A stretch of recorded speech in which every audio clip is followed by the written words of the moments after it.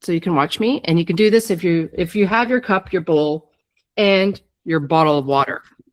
Because this will be a very experiential, why do we lose our cool so quickly?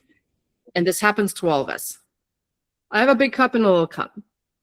The big cup, you will use your big cup. If you slept really well and wake up rested, grab a bigger cup. If you wake up tired, use a smaller cup.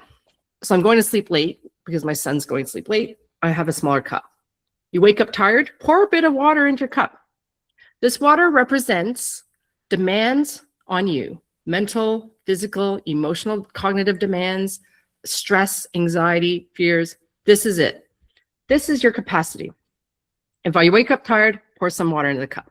Did you open the news actually and saw all the wars and something's going on in the States and oh my God, I can't believe this is happening? Pour water into your cup. If you are making lunches and breakfast and try and get to work and the mornings are stressful, pour water into your cup. Your kids are refusing to go to school, mornings are just a gong show, work is stressful, and you're entering work stressed, put water into your cup. There's not a moment for a break. Perhaps you didn't stop to go to the bathroom, you're pushing through. Perhaps you didn't take a lunch break, pour water into your cup. Perhaps there's someone at work that really pisses you off and you're triggered and they said something to you that you're like, are you kidding me? Pour water into your cup. Did you get an email from the school or someone's emailed you that's added more stress and anxiety to your day? Pour water into your cup. And if you are staying at work later and not leaving on time, pour water into your cup. Does anyone see what's happening?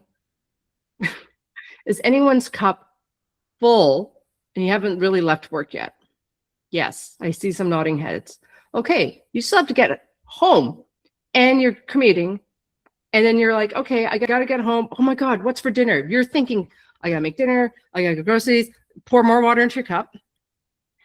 What should I make for dinner? Who's gonna, oh, there's soccer there. Oh my gosh, who's gonna drive that to soccer and this person? Pour more water into your cup. Oh, what did I forget? I didn't book an appointment for, oh yeah, put water into your cup. All these little things that load our cognitive brains. Why didn't I eat? I'm starving. You haven't even seen the kids yet.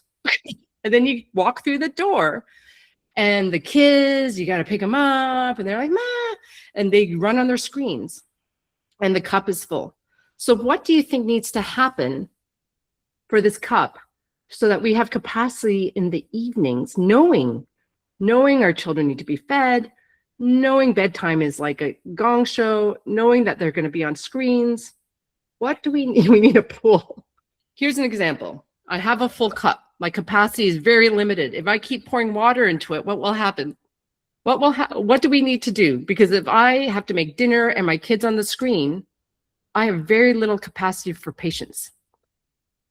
What if I actually took a lunch break? I'm going to take a sip of water. I took care of myself. What if I actually stopped working and went for a walk or went to the bathroom? I'm going to put water in my bowl. What if I woke up well rested and did stretching? I'm going to put water into my bowl. What if I asked for help and told my husband to cook dinner tonight? Oh my gosh, that would make me so happy. And he does that. Pour water into my bowl. I have greater capacity. I need to increase my capacity for the evenings because we all know the evenings are hard. We're more tired and we have less patience and we are not able to self-regulate when we are tired. So if I can increase my capacity, there's two things to increase your capacity. Anyone catch? I did an example of self-care. What was the other one? What if I just kept pouring? I'm like, okay, I'm going to make dinner by myself. I'm going to wash the dishes too because I want the kitchen clean. Whatever we're adding to the evening, what do I have to say so I'm not in overwhelm? Because overwhelm is overflowing my cup. What if I said, you know what? I'm going to leave the dishes in the sink and I'm not going to do them. Because I'm tired. What if I asked for help instead and I said no? I can say no to things. This is an example of boundaries, something that I only started learning when I was 49. Boundaries, especially as mothers, boundaries. Boundaries means no. No, I'm not going to keep putting demands on myself and decrease my capacity. A reflection of what happens to the beliefs and the thoughts that we had written down. That I believe my child is addicted. I believe my child is an idiot. I believe I'm raising someone who's disrespectful and rude. These thoughts are now disintegrating, and this is a metaphor or reflection that our beliefs and our thoughts and our judgments can be changed, and then we can reframe them. And by reframing our thoughts or our judgments using compassion and curiosity, then it changes our beliefs. In the exercise, there are 3 different beliefs. The external belief based on society and culture, like what it means to be good, respectful, polite, what it means to be successful, to achieve, also to be happy.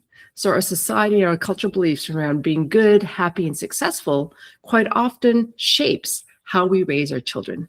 These beliefs can actually be reflected upon and reframed when we are raising our kids and modeling for them what to believe in, because it also affects their internal beliefs, which is, I am not good enough, I am failing, I'm an idiot, unloved, I'm being rejected.